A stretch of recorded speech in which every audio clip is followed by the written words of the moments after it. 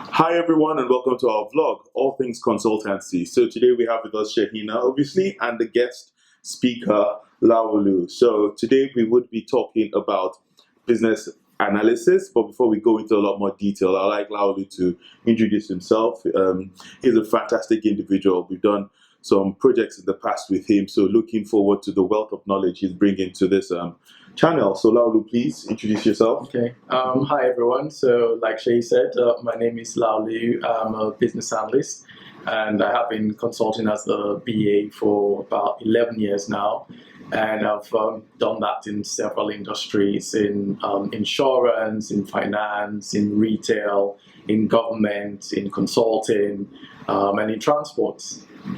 That is amazing. So I'm looking forward to what we're going to learn today. So basically what we're going to do today is, I think it'll be useful, following on from the Agile blog where we posted. And by the way, there'll be a lot more information coming out on that because we want to go into a lot more detail from the feedback we have received, so thanks for that, by the way.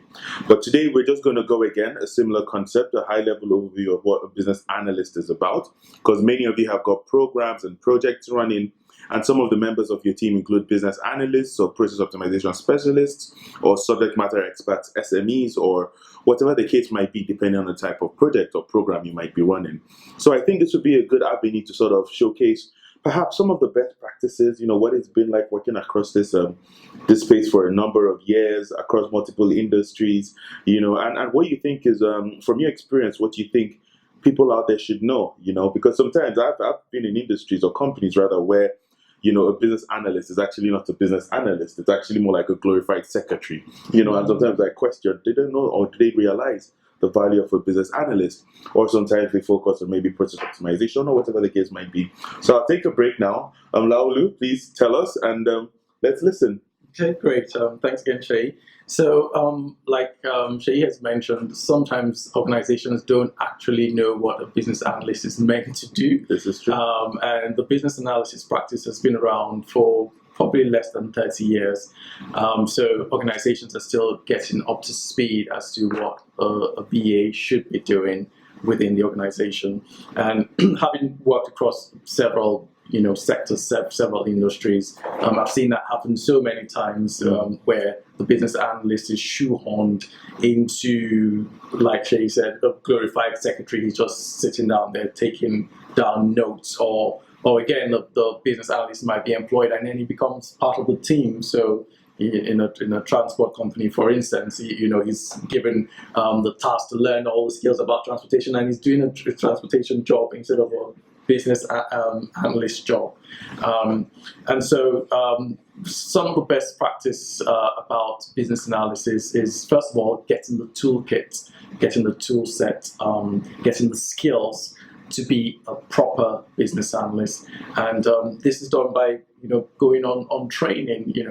A lot of these skills for business analysts, we kind of do that on a day-to-day basis, but we don't know what it is because we haven't identified it, we haven't pulled it together into a proper toolkit that we can use, and that's why the training is important.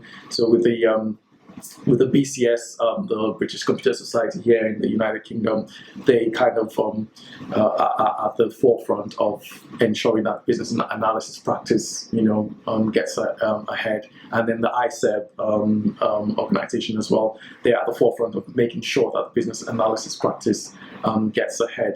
So I guess in terms of talking about the best practices for a BA, maybe I should start off by looking at what actual skill sets are required for a business analyst. So usually we would say that the skill set for a business analyst kind of falls across three parts of it. Three parts. So one part being the actual people skills or the soft skills that a business analyst does. So the ability to be able to lead, the ability to influence, to manage stakeholders, all that good stuff, all the good soft skills. And why is that so important?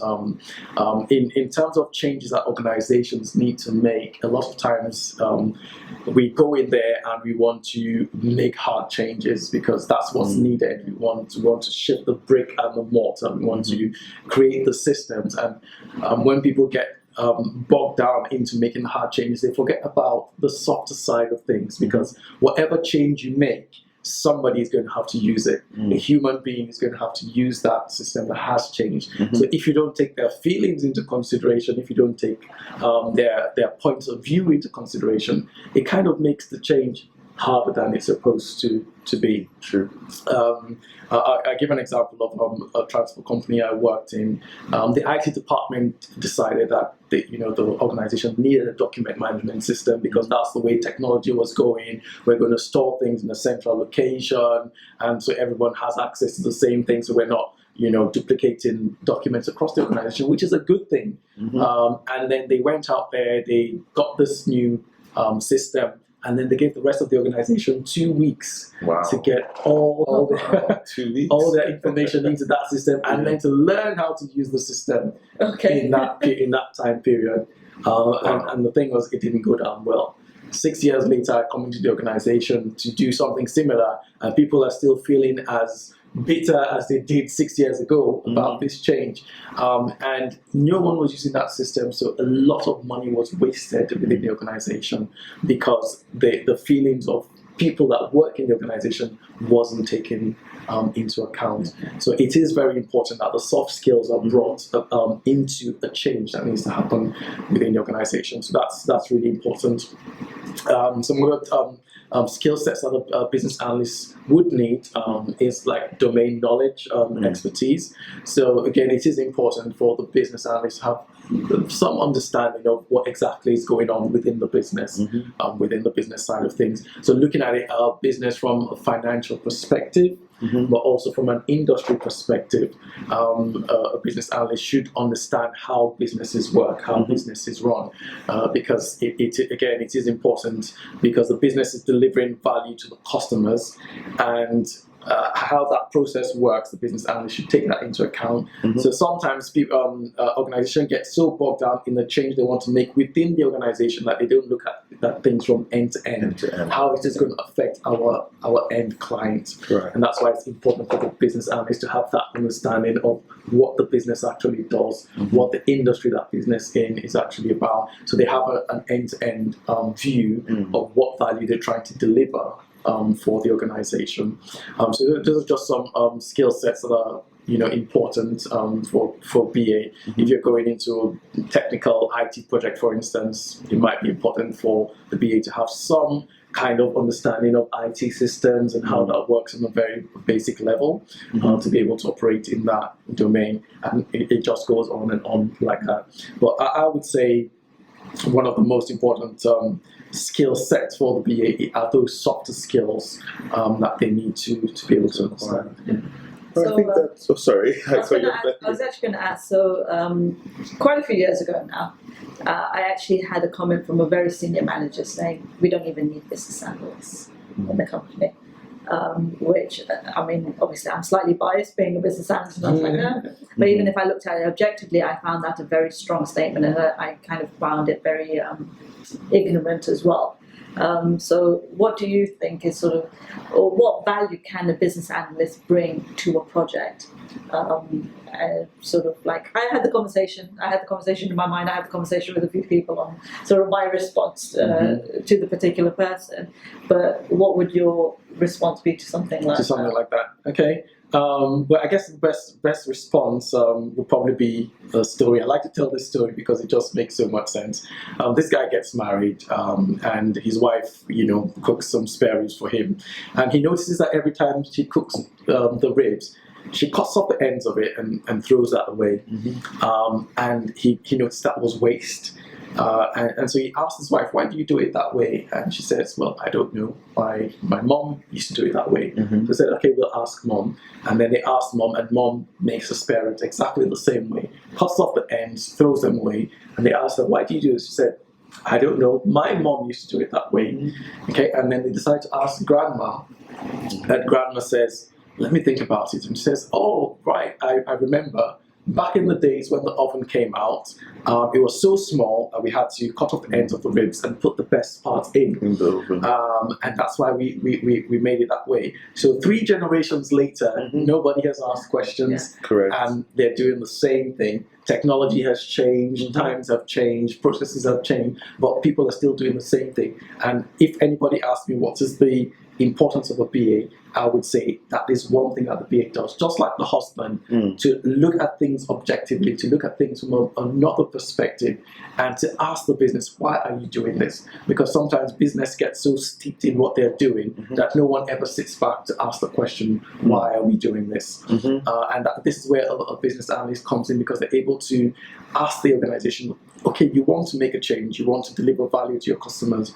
Why are you doing what you're doing today? And how is that adding value to your customers? Because sometimes if an organization is not asked the question, then they never try to answer it. And then they just keep on spinning round in the same cycle. Yeah, Makes and I guess you feel, because at the time we were sort of a case of, well, we have the developers, we have the lead developers, but like you touched, because of the fact that the softer skills are quite important, and it's that asking of the questions that not necessarily a lot of the developers, who are the ones who want to just sit behind a screen and code, are going to be able to ask those questions.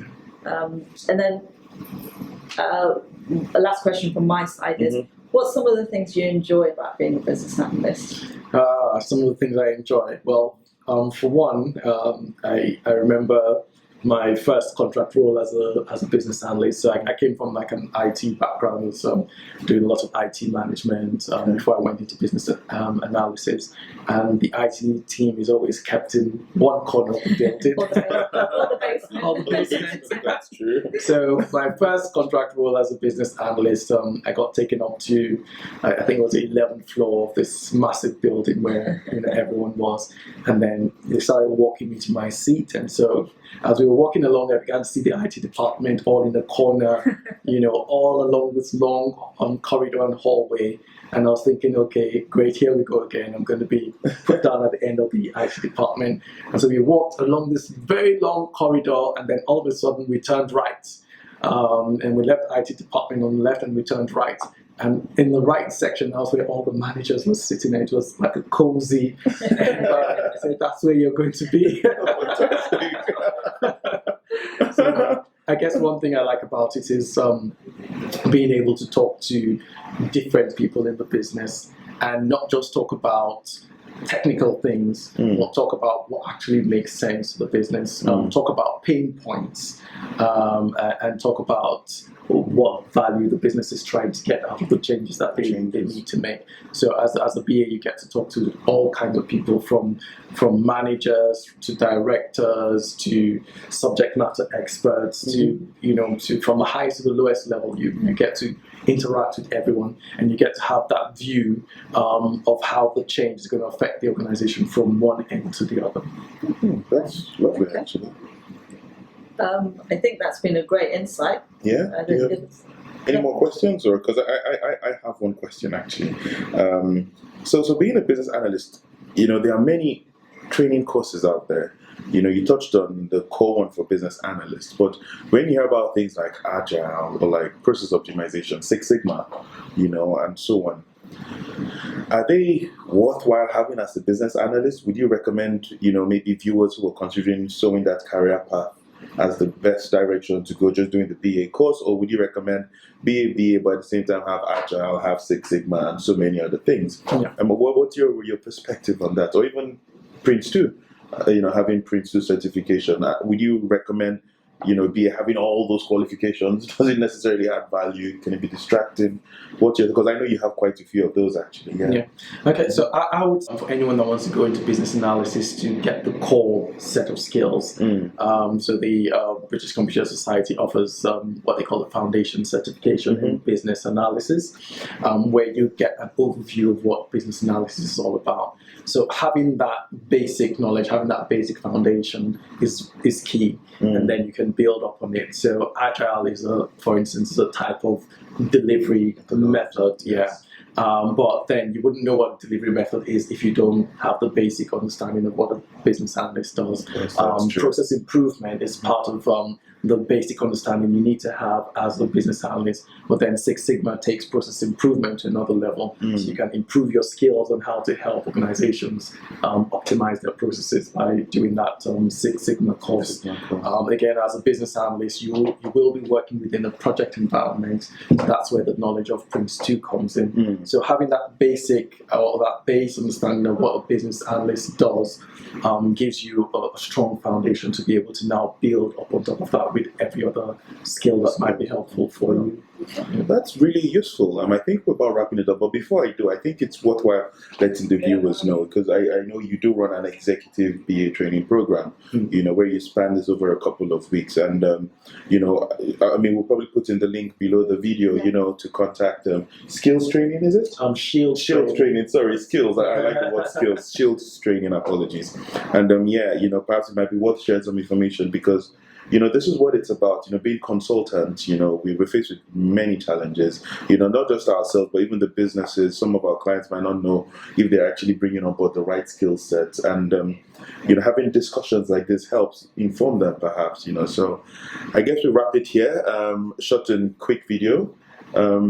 Just let Laura do the quick intro into what the program is. Yeah. Oh, yeah, sure. Yes, yeah. So I'll talk about Shields Training. So Shields Training has been running for about 4 years, and so it's a team of business analysts and consultants that come together to train people on what business analysis is all about. So we don't just do a cold training on the skills. We actually bring in a lot of practical experience of our own working life as business analysts. So we try and make that as practical as possible. We've been running for about 4 years. We've trained hundreds of people so far, with people with no skills at all in business or IT, to people with some skills. And I remember so many people that we've trained have gone on to work for consultancy companies, to work for charities, to work for banking, finance sectors, transportation. So it's been quite a journey. And it's been very interesting imparting knowledge, practical knowledge about what a business analyst does. So if you are interested, visit the link below. It's shieldstraining.co.uk. Fantastic. And you can get in touch with us. Yeah, looking forward to this. No, thank you so much, Laura, and thanks for viewing. Again, as usual, if you got any questions, please reach out to us. Visit our website as well. There's a lot of information on there, loads of articles. See what might be relevant to your business, case studies as well, all on there. And yeah, we're always looking forward to helping you in any way we can. Yeah. Thank you so much, and have a lovely day. Thank you. Thank you.